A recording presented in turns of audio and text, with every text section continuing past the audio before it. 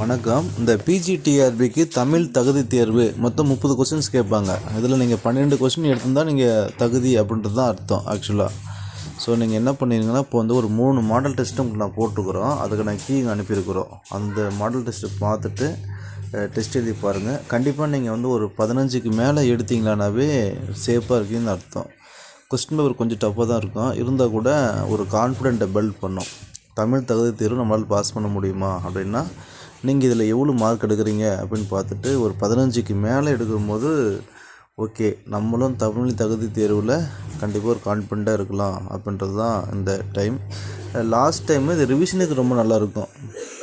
ஒரு spot test மாதிரி எழுதுறது, படிச்சுட்டு எழுதுறதுன்றது காட்டிலும் இது வரைக்கும் நம்ம வந்து படிச்சிருப்போங்க, அது எவ்வளோ ஞாபகம் இருக்குது அப்படின்னு தெரிஞ்சுக்கிறதுக்காக தான் இந்த கொஷின்ஸ் நான் போட்டுருக்குறோம். ஸோ இது கொஞ்சம் ட்ரை பண்ணி பாருங்கள்.